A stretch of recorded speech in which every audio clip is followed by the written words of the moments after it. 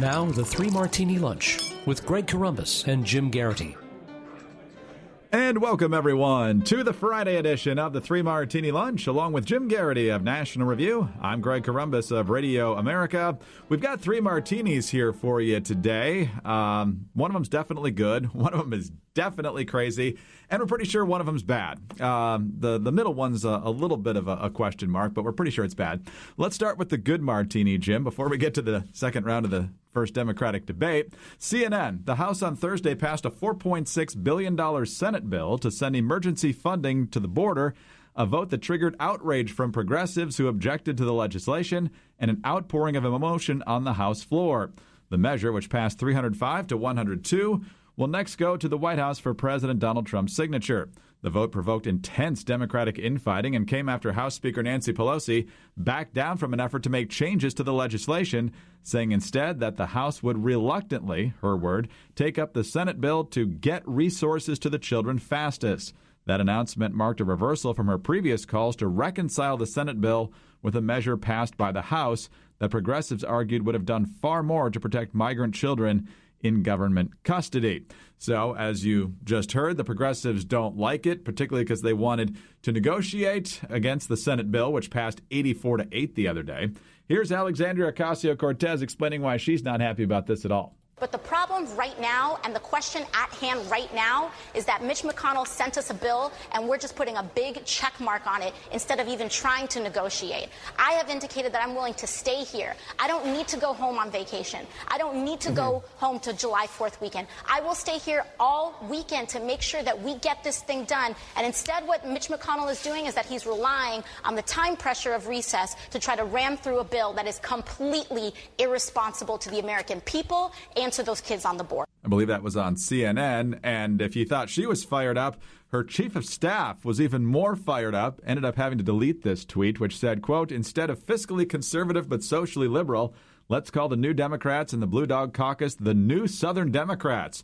They certainly seem hell-bent to do to black and brown people today what the old Southern Democrats did in the 40s. So, Jim, just when you think that only the right has infighting, the Democrats prove that's not true again. And in the end, the Republican bill with no changes gets done here.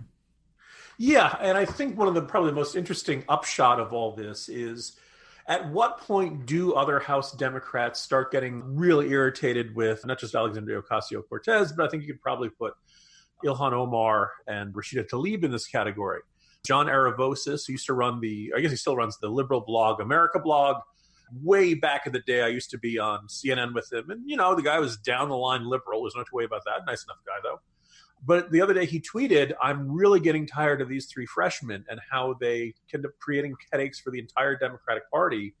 And every time they do this, we have to rush to defend them instead of saying, yeah, they just don't know what they're talking about."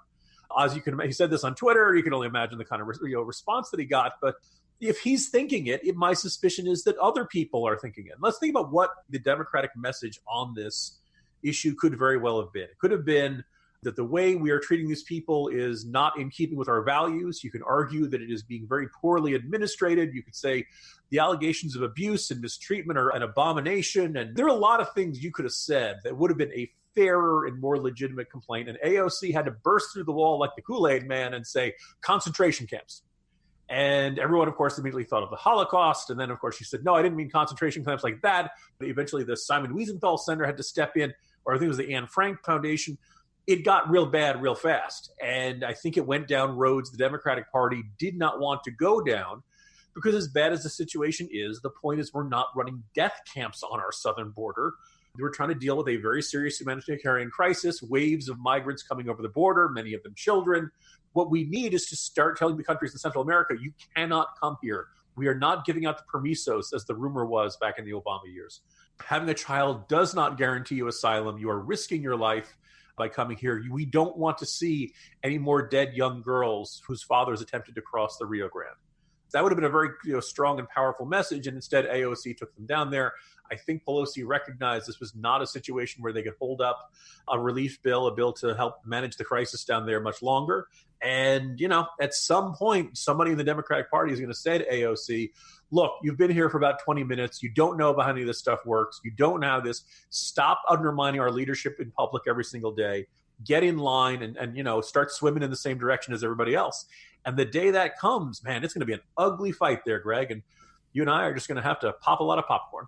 Yeah, a lot of that going on this week. And hopefully the money is put to good use. It's used efficiently and effectively, and people are comfortable while they have their asylum claims heard, and we don't have to release them, and they can just disappear into the ether and not show up for their court hearing and things like that. Talked with a Republican member of Congress that said the original House bill here would have actually cut back overtime pay for the Border Patrol and also limited funding for the National Guard in this situation. So the Senate bill, while I don't know a lot of the details other than the total price tag, seems to have been a more realistic approach here, which is not surprising given who's most upset here. Yeah, again, first of all, if you're one of those other House Democrats who wasn't elected from a deep blue district, you're probably really tired of these three dominating the headlines in issue after issue. It's not just they went to D.C. and focused on the Green New Deal or something like that. AOC manages to weigh in on every one of these issues, steering the party's messaging in a direction that the rest of the caucus probably would prefer it didn't. All right, let's move on to our second martini. Let's call it the bad. Kamala Harris seems to be the big winner from the second round of the first Democratic debate. There were more people that folks have actually heard of on the stage on Thursday night, including Vice President Biden, Bernie Sanders, Pete Buttigieg, Kirsten Gillibrand. But Kamala Harris seems to be the one who thrives in this environment, Jim. And, she's a former prosecutor, so being able to succinctly state her case and do it with some theatrical effect it shouldn't come as a huge surprise. But she came out swinging and never really stopped. And the moment that everybody's talking about here is when she went after Joe Biden on race issues. It was hurtful to hear you talk about the reputations of two United States senators who built their reputations and career on the segregation of race in this country. And it was not only that, but you also worked with them to oppose busing. And, there was a little girl in California who was part of the second class to integrate her public schools. And she was bused to school every day. And that little girl was me. So I will tell you that on this subject, it cannot be an intellectual debate among Democrats. We have to take it seriously. We have to act swiftly. Jim, we'll see what the actual voters have to say or even the upcoming polls. But the general consensus seems to be that Biden didn't have a particularly good night, and Harris did as a result of that answer and just being very forceful on a number of issues. Now, if you look at what she's actually saying, she wants to ban private health insurance, although this morning she said she thought the question was only meant pertaining to her own personal health insurance. And she's very, very far left on a number of things. So she's going to be a frightening president if she were to actually get elected. So the bad news here is she seems to have reinvigorated her campaign. We talked about this when she first announced that she could be tough, and she showed it again last night. Yeah, I think if you're the Trump campaign, you really should be worried about Kamala Harris. Really surprising how Biden seemed not prepared for that attack. You figured at some point somebody was going to make that criticism. It was a really interesting contrast from the preceding night where nobody really took any serious shots at Elizabeth Warren. I think it may very well be that a bunch of men in the Democratic Party do not know how to criticize a female figure without being accused of sexism. And as a result of it, they don't do that. She went after Biden. She went after Biden in a topic that had been discussed pretty extensively so far. Greg, you and I have talked about Joe Biden has not done any Vox or CNN town halls. He's not done a lot of interviews. He hasn't sit down to do meet the press or anything like that. And I think Joe Biden was kind of rusty last night. I think he really was not at the top of his game. And I discussed how he went through his defenses in the Morning Jolt. The interesting thing is he really was not interested in defending his position on busing at the time, which I think was actually a pretty defensible one to say, look, whatever you think of, what the policy should have been, at the time, it was exacerbating racial tensions. People who were not racist were really upset that their kids were being driven halfway across town to go to a different school. And that was, making white parents who could otherwise be allies of the civil rights movement, exacerbating racial hostility. Maybe you think it's an okay viewpoint today. Maybe you don't. But, better to do that than to come out and say, well, I never opposed busing, when in fact there are quotes from Joe Biden back in the 1970s explicitly opposing busing, not just complaining that it was being administered by the Federal Department of Education. So he looked really rusty. I think she looked She was really aggressive, and it worked. She had done her homework. She was ready with the canned one-liners. Even people don't want to see a food fight; they want to see us putting food on the table. By the way, Senator, it's not the job of the federal government to put food on your table. But that in the end, she had done her homework. She ate her Wheaties, and she was ready for this. And I remember early on in this process, looking at the field and saying, "Oh, okay, Kamala Harris, former prosecutor, California, African-American heritage and woman. Yeah, that's, that checks a lot of boxes for Democrats. They could very well, nominate her." And then in the last couple of weeks and months, she kind of faded into the background. Her first CNN town hall didn't go well. She was open to the idea of felons voting. There were a bunch of situations where you're like, okay, you kind of wondered if maybe she wasn't really in the first tier.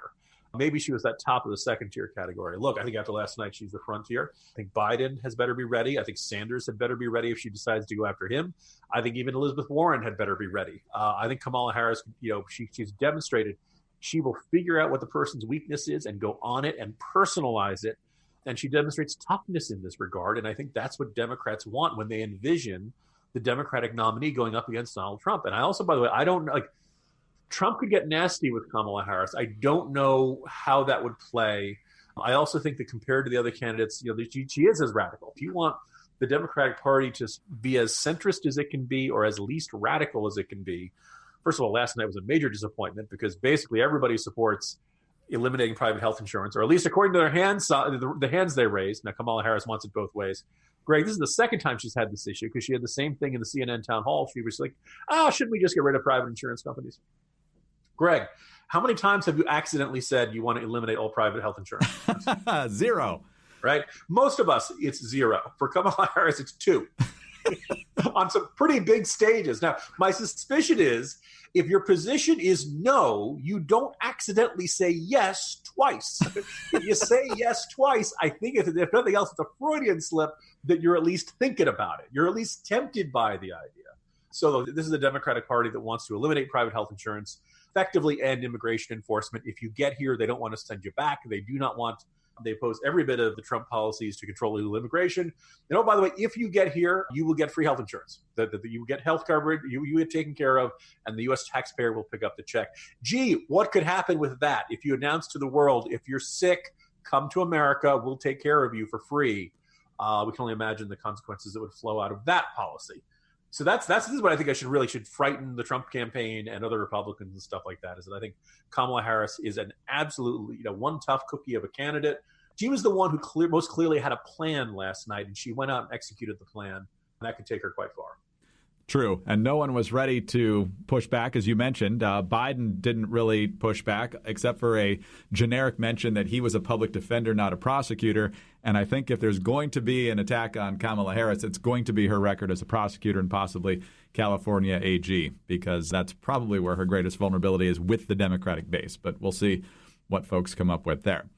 All right, let's move on to the crazy martini now, Jim, because as intense as that exchange was with Kamala Harris and Joe Biden, there's the exact opposite, because at the left end of the stage, as you looked at it, right end as you were at the candidates, Marianne Williamson, who MSNBC just described as author on the stage last night, new age author, as it turns out.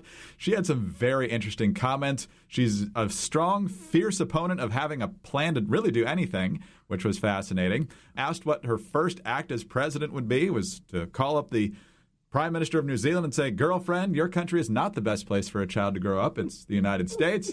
And then Greg, aren't you just thrilled somebody's going to finally stick it to those New Zealanders? Damn Kiwis. Always so high and mighty with their scenery and their hobbits and all that. That's got to be the first time a presidential candidate on the debate stage has used the word girlfriend in that context. But here's her closing statement. She had 45 seconds to make it. Here's what she said. I have an idea about Donald Trump. Donald Trump is not going to be beaten just by insider politics talk. He's not going to be beaten just by somebody who has plans. He's going to be beaten by somebody who has an idea what this man has done. This man has reached into the psyche of the American people, and he has harnessed fear for political purposes. So, Mr. President, if you're listening, I want you to hear me, please. You have harnessed fear for political purposes, and only love can cast that out. So sir, I have a feeling you know what you're doing. I'm going to harness love for political purposes. I will meet you on that field, and, sir, love will win. Jim, if love is a renewable energy, this whole debate could end. This is great. But what do you make of Marianne Williamson and her approach to politics? Marianne, you beautiful lunatic, you.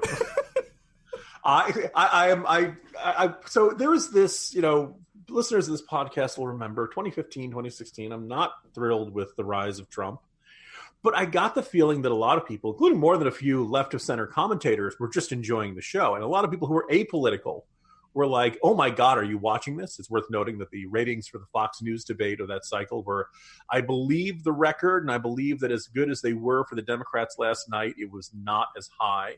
If you put both of them together, it still wasn't quite as high as the Republican debates. But there was just kind of this sense of, wow, what is this person going to say next? They're nuts. You got to, this is the almost Jerry Springer, the transsexual has impregnated the hooker, and they're all basically related. And, that's, as I think some comedians do, you're watching Jerry Springer, and all of a sudden you call your friends, are you watching this? Oh my God, they're punching each other, That kind of freak show element, Marianne Williamson, it was as if they'd left the stage door open and a crazy person just wandered up to that. There's so many weird, bizarre metaphors that come to mind. My favorite is from my friend Cam, Greg, who said that Marianne Williamson is every Sarah McLachlan song lyric come to life. Because, Greg, under the night sky, the moon woman is dancing, and the smoke signals of the howling of the moon. Oh my God! There was nothing, almost nothing about policy and all that stuff. We played the audio clip, but it's that little head bob of love will win, that raised eyebrow, all that kind of stuff. Nikki White was like, let's get look out for Nikes and purple robes because the comet is coming. It was, and here's the thing is that, as somebody who's not particularly enamored with any of these Democratic candidates, the next time they have this debate, I think it's about a month, I'm really looking forward to what Marianne Williamson is going to say, because you just have no idea what's going to be. By contrast, think about somebody like Michael Bennet, who was there last night. I do the observation, they say, in polling, there's no such thing as the generic Democrat. In Colorado, Senator Michael Bennet, we found the generic Democrat. And the thing is with political figures like this, before they even begin the answer, you know what they're going to say, right? You already know the buzzwords. You already know the predictable tone. And I suspect that a certain segment of the American public tunes out people. Well, to deal with this foreign policy potential threat, we need to work in a multilateral manner with our allies and coordinate with blah, blah, blah, all these answers that are, safe, safe, safe. Then Marianne Williamson shows up on stage, and all of a sudden there's nothing that's safe about her answer. In fact, they're bonkers, but it's kind of riveting. As I said, it's like watching a hostage situation. You just never know what's going to happen next. And I don't know whether this translates into serious polling support, but the one last interesting observation to throw in here. Look, we're making a lot of fun of her, and a lot of it does sound silly and new age crystal wearing and waving, touchy feely kind of stuff. But You could look around this country, if everything from school shootings to the suicide rate to rates of depression, opioid addiction, otherwise drug addiction. There is a strong argument there's something spiritually wrong with this country. There are a lot of people in this country who are troubled, and something is lacking in our hearts. Something is lacking in our spirits. When Trump says, make America great again, people feel like there's something in the past. People might have different ideas about what that moment was where America was great, but that sense that we've lost something. Maybe it's a sense of community. Maybe it's a sense of connection. Maybe it's a sense of trust with all of our neighbors and our community and our fellow citizens. And this is touchy-feely stuff. And on the one hand, it's not necessarily the kind of thing that can necessarily be easily addressed with matters of policy. Maybe this is something a president needs to be able to address and get into. So again, Marianne Williamson is probably not the right person to analyze this, but she's asking the kind of she's raising the kind of esoteric, not so tangible issues that I think might resonate with a lot of people. Which Democrats do you like, Jim? I kind of like Marianne Williamson. And just one last thought on last night's debate. It's just really a shame, Greg, that Andrew Yang couldn't be there. Yeah, he actually answered questions in short phrases like he was asked to. And so what did he get, about 3 minutes out of 2 hours?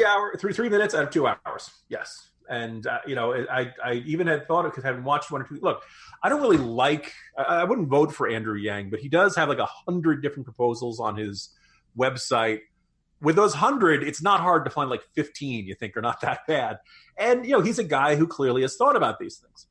I think he's thought about these things and not really paid much attention to the Constitution and what it requires and stuff like that. But nonetheless, he's thought about, the health of the news industry and stuff like that, and the internet and all kinds of stuff. So again, it would have been. I would have enjoyed hearing more from him and less of the, shouted talking points from Kirsten Gillibrand.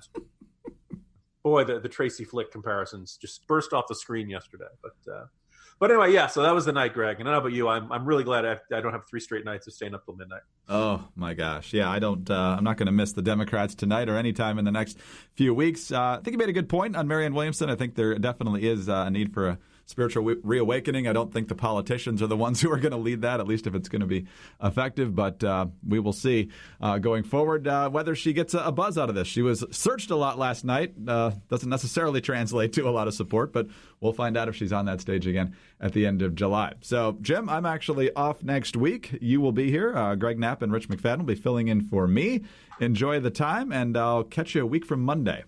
All right. Happy 4th of July between now and then, Greg. Thank you. You too. Jim Geraghty of National Review, also the author of Between Two Scorpions. I'm Greg Corombos of Radio America. Hey, make sure you like us and give us a nice review on iTunes if you do like us. And we'll be back with you on Monday for the next 3 Martini Lunch.